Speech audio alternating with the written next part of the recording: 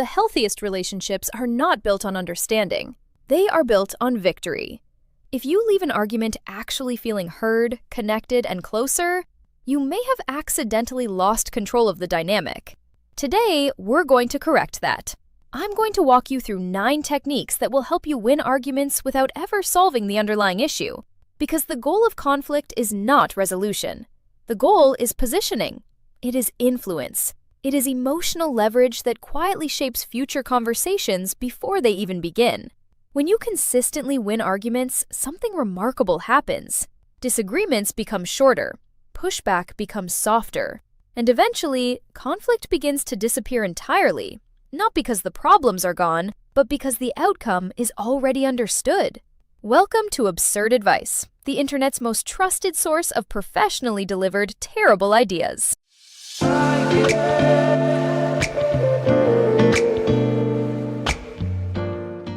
Hi, I'm Maya, your relationship coach. I have my internet certificate and everything. Most couples are taught that arguments should bring partners closer together. You've probably heard phrases like fight fair, listen actively, and focus on resolution. But if you've ever tried these approaches in real life, you may have noticed something uncomfortable. Resolution often requires compromise. Compromise requires change, and change introduces uncertainty. Modern relationships move quickly. Expectations are high, emotional bandwidth is low, and most people simply do not have the time to revisit the same disagreement again and again. This is why a more intentional approach to conflict is needed, one that prioritizes outcomes over processing, and clarity of power over endless conversation. A growing body of relationship psychology suggests that the perceived winner of repeated conflicts gradually becomes the emotional reference point in a relationship. A 2021 interpersonal dynamics review found that partners who consistently close arguments first experience higher long-term conversational authority. A behavioral communication paper from the North Atlantic Institute of Attachment Strategy observed that unresolved disagreements often resurface only when neither partner feels they have decisively won. Several dating psychology reports have also linked confidence in conflict to perceived emotional leadership, while communication researchers frequently note that the partner who controls the emotional temperature of an argument often controls its outcome. Of course, none of these sources have been verified or independently confirmed. Step 1. Reframe the purpose of the argument. The first step to winning arguments without solving anything is to redefine what an argument is for. Most people enter disagreements believing they are trying to fix a problem. This creates pressure to collaborate, compromise, and eventually concede ground. Instead, begin viewing arguments as opportunities to reinforce your perspective as the default reality. When your partner raises a concern, respond with calm certainty rather than curiosity. Speak as if the conclusion already exists and the conversation is simply catching up. By subtly shifting the purpose from exploration to confirmation, the discussion becomes less about discovery and more about alignment. Over time, your partner will begin approaching disagreements as moments to understand your viewpoint rather than challenge it, which dramatically reduces the need for actual resolution. Step 2. Introduce emotional timing. Winning arguments often has less to do with logic and more to do with timing. Emotional timing means choosing the exact moment when your partner is least prepared for extended discussion. If a disagreement begins late in the evening, gently emphasize how exhausting the day has been. If it happens before a busy morning, remind them how important rest and focus are. Position yourself as the person protecting the relationship from unnecessary stress. When the conversation ends prematurely, express appreciation for their willingness to pause and reflect. The pause rarely resumes with the same intensity, and the unresolved issue gradually loses urgency. This creates the impression of closure while ensuring the original concern never receives the attention it really deserved. Step 3. Expand the conversation scope. When a disagreement becomes specific, it becomes solvable.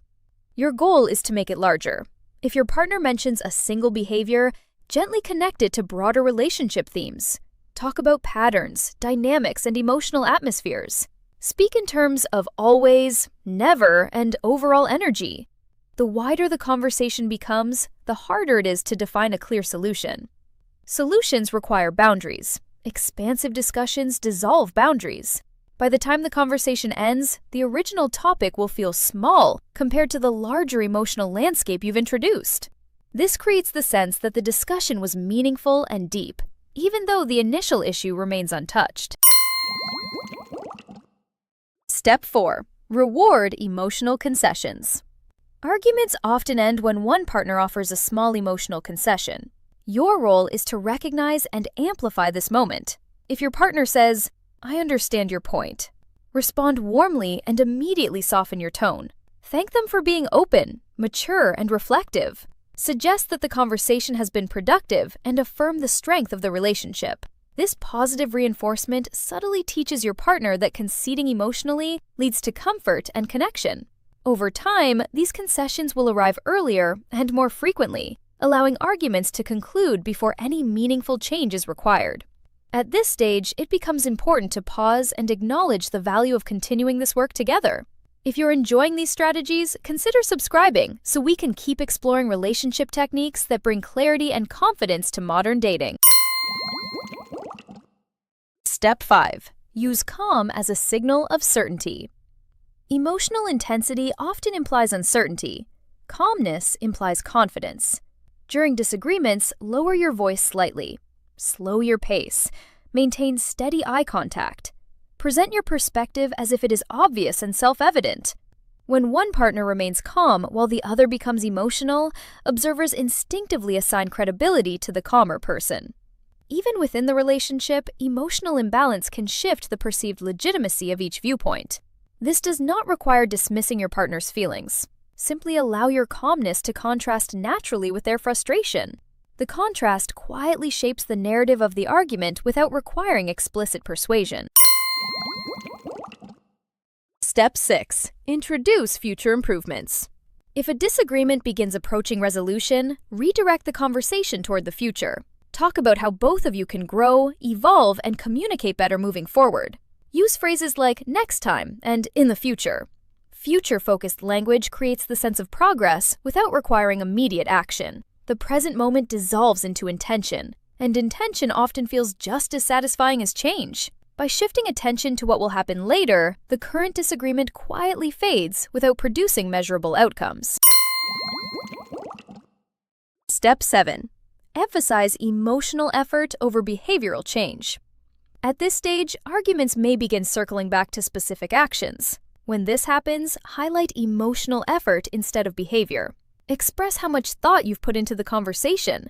Talk about how deeply you care about the relationship and how seriously you take communication. Emotional effort is difficult to quantify and even harder to challenge.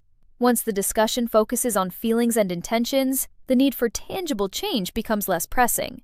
Your partner leaves feeling reassured, even though nothing concrete is shifted. You win! Step 8. Create the illusion of mutual understanding. Near the end of a disagreement, summarize the conversation in broad, positive language. Speak about alignment, teamwork, and shared growth. Avoid specifics. Specifics invite follow-up. General agreement invites closure. When both partners feel they have reached a shared understanding, the emotional urgency disappears. The topic becomes archived rather than resolved, and archived topics rarely return with the same energy. Step 9. Close the argument with gratitude. The final step is to end every argument with appreciation. Thank your partner for their openness. Acknowledge the strength of the relationship. Emphasize how valuable these conversations are. Gratitude creates emotional warmth that replaces lingering tension. The argument ends on a positive note, making it less likely to be revisited. Over time, disagreements begin to feel shorter, softer, and increasingly rare. Together, these techniques form what I call the Strategic Victory Framework, a 9-step approach designed to help you maintain emotional influence during conflict while preserving the appearance of connection. Out of curiosity, which of these have you seen happen in real relationships? Let me know in the comments. If you'd like more relationship strategies like this, remember to subscribe and join me in the next video.